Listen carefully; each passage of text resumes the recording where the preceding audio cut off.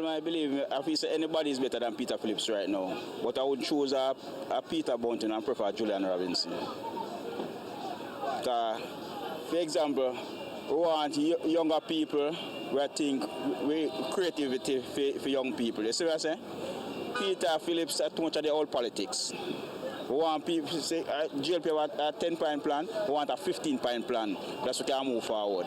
We prefer Peter Phillips because he's there, he has more experience, he knows how to handle situation, how to take care of the people.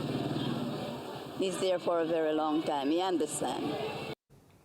Back with us on the conversation, my guest, Peter Bunting, Central Manchester MP, the man who's challenging Peter Phillips for leadership of the PNP. Just a flavor of a Vox Pop we did for another program that I commandeered a bit of for this program. The issue of age and youth and the ability to connect with youth, clearly, well, not even the perception, the reality is the JLP has a leader that clearly connects with the youth, posting Instagram videos of brushing off his clerks and it getting crazy comments and from people from all walks and doing things that connects with the young people. I want to deal with the issue of age right now, Peter, because Peter Phillips, 69 years old, will be 70 in December. You're 58, 11-year difference. When the next election comes constitutionally, Peter Phillips will be over 70. You will be about 59. 60, well, 59, there you go. In the Commonwealth, there are not many examples of leaders 70 and over taking the job as Prime Minister. If you look at Britain as the best example, they had their first Prime Minister in the 1770s. And that, since then, they've had 54 persons serving as Prime Minister. Apart from Viscount Palmerston in 1755, how long ago, he was 70. So one person in 54, a line of 54 British Prime Ministers, only one over the age of 70 taking office. The most famous example closer to home is Ronald Reagan in the States, who was 70 when he took office. And which is a presidential system. And a presidential system which is different from the Westminster system that we have. There you go. You vote for a president here, you vote for a party, they put their leader up to be appointed Prime Minister. I say all that to say, age is going to be a very important number. How do you plan to play the age card, if at all?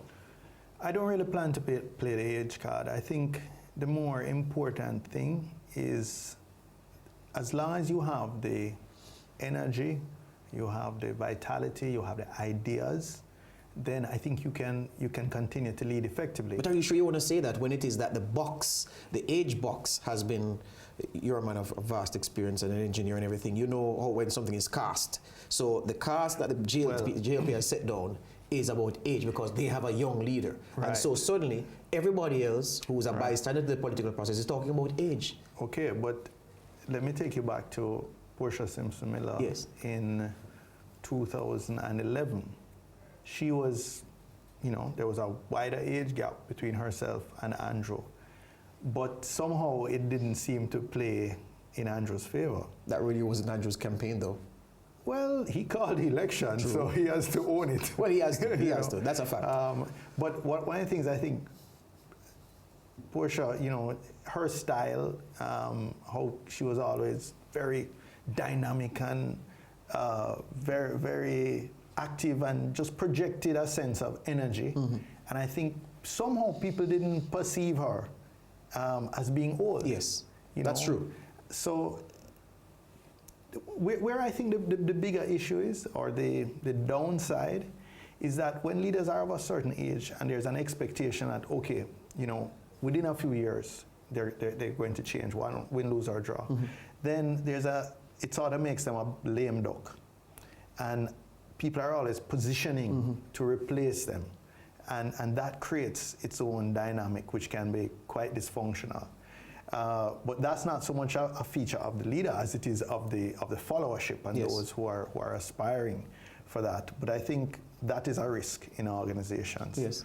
Which is why I think most corporate organizations, if you look at leadership succession, usually the new leader coming in is maybe at least 10 years younger than the outgoing leader. So there's some time for stability.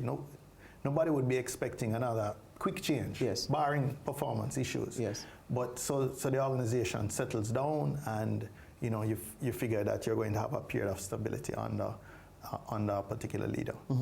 On the point of what happens in the corporate world, which you know a lot about, it has crossed my mind to ask, well, all right, say it is that your campaign is successful.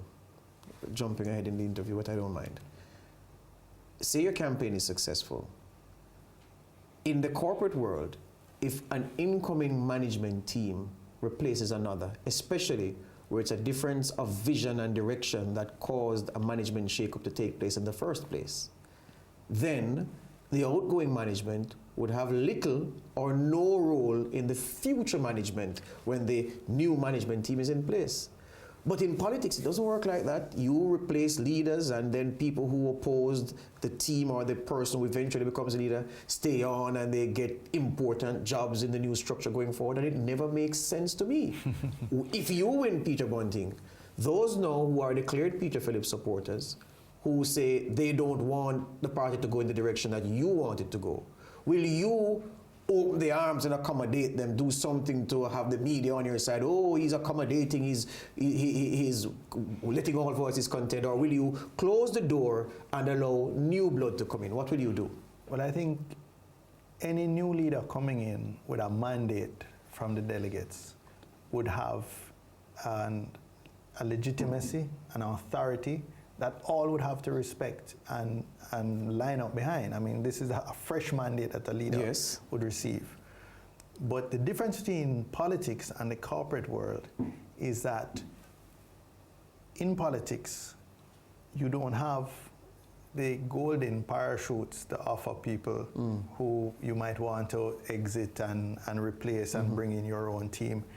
It's different. These people, particularly the elected representatives, have their own mandates.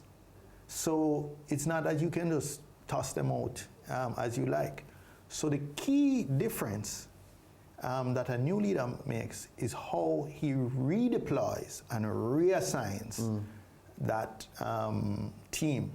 Because, you know, as Sun Tzu said in The Art of War, there is a place in the army for every man. Yes. You just have to know how to deploy them that matches their skill sets and their competencies and their personal characteristics. Well, here's my response to that. I see it as almost a waste of a mandate then, Peter. Because here's the thing. Well, let me explain. Okay. Let me explain. If it is as you've correctly said, you have this new mandate now. You have a team that helped you to get there. The delegates have said, Peter Bunting, change this party, lead it in the path that you've articulated that we believed in and which is reflected by the votes for you to win this election. If you have another coterie led by Dr. Phillips with other people in it, why is it then that other members of the same party, which people are supporting of, other MPs who are not post holders now under the Peter Phillips regime, in the Peter Phillips shadow cabinet, if you may call it that, why not give them the push into those leadership positions and phase out, or I don't want to say sideline, move on from those who don't share the vision, maybe until another cycle when it catches up? Why waste the mandate by trying to mix and match just for the sake of mixing and matching? Maybe you're the man challenging the leader and saying, to hell with convention, where you wait until the leader passes anything to you. I am taking it now. Maybe redeployment was a euphemism, but there will have to be reassignment of persons. It's not, you can't come in, it can't be, you know, I heard somebody talking about 1st and 2nd Peter, you know, it can't be that this is just the new release of the same system. Exactly. You have to come in and make significant changes. There's going to be an expectation of significant changes. You're going to recruit new people. But in terms of the elected representatives, you have to work with the team that you have at least until the next election. And I believe that, you know, somebody supporting or not supporting me is not the acid test in terms of whether they have a good contribution to make.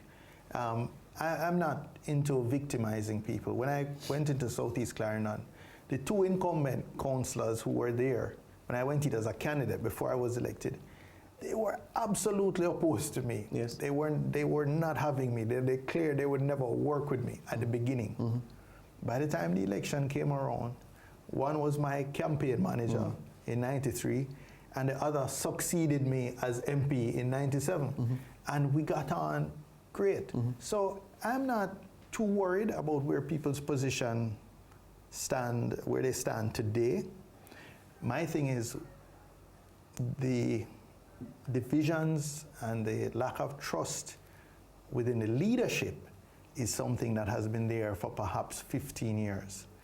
And we've not adequately and frontally addressed how to deal with that, whether it's mediation, whether it's team building, trust building exercises.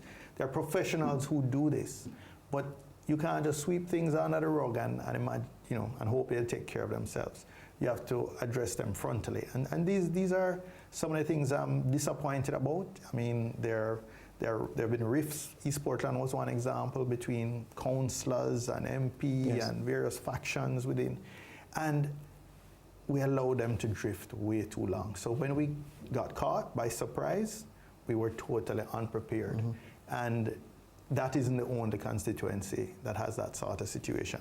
So you have to deal with it frontally. You have to deal with it very deliberately and proactively to ensure that your political organization is ready to fight an election at any point. Hear you on that. Halfway through with this conversation with Peter Bunting, Central Manchester MP, and the man challenging for the leadership of the PNP. Stay with us. More to come.